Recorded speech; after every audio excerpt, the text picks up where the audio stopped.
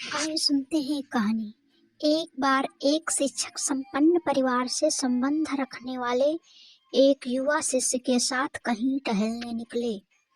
उन्होंने देखा कि रास्ते में पुरानी हो चुके एक जोड़ी जूते उतरे पड़े हैं, जो संभवतः पास के खेत में काम कर रहे मजदूर के थे, जो अब अपना काम खत्म कर घर वापस जाने की तैयारी कर रहा था। शिष्य को मजाक सूझा। उसने शिक्षक से कहा, गुरुजी, क्यों ना हम ये जूते कहीं छिपाकर झाड़ियों के पीछे छिप जाएं। जब वो मजदूर इन्हें यहाँ नहीं पाएगा, घबराएगा, तो मुझे बड़ा मजा आएगा। शिक्षक गंभीरता से बोले, किसी गरीब के साथ इस तरह का भद्दा मजाक करना ठीक नहीं है। क्यों ना हम इन जूतों में कुछ सिक्के डाल दें और छिप कर देखें कि इसका मजदूर पर क्या प्रभाव पड़ता है।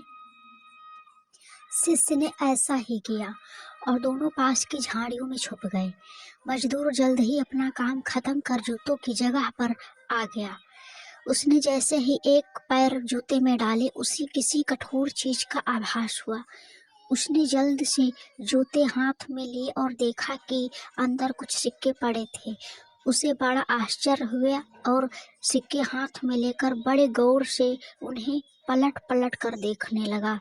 फिर इधर उधर देखने लगा। दूर दूर तक कोई नजर नहीं आया, तो उसने सिक्के अपनी जेब में डाल लिए। अब दूसरे जूते को उठाया, उसमें भी सिक्के पड़े थे। मजदूर भाव विभोर हो गया, उसकी आंखों में आंसू आ गए। उसने हाथ जोड़कर ऊपर देखते हुए कहा, हे भगवान, समय पर प्राप्त इस सहायता के लिए उस अनजान सहायक का लाख लाख धन्यवाद। उसकी सहायता और दयालुता के कारण आज मेरी पत्नी को दवा और भूखे बच्चों को रोटी मिल सकेगी। मजदूर की बातें सुन शिष्य की आंखें भर आई। शिक्षक ने शिष्य से कहा, क्या तुम्हारी मजाक वाली बात की अपेक्षा जूते में सिक्के डालने से तुम्हें कम खुशी मिली?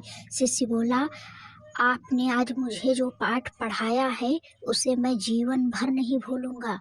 आज मैं उन शब्दों का मतलब समझ गया हूँ जिन्हें मैं पहले कभी नहीं समझ पाया था, कि लेने की अपेक्षा देना कहीं अधिक आनंददायी है। असीम देन देवदत्त है। दोस्तों, सच में जो आप गोइंग से बढ़कर कोई सुख नहीं। हमें इस खाने से शिक्षा लेते हुए अपनी अपनी क्षमता के अनुसार जरूर कुछ ना कुछ दान देना चाहिए और जरूरतमंद की हर संभव मदद करना चाहिए।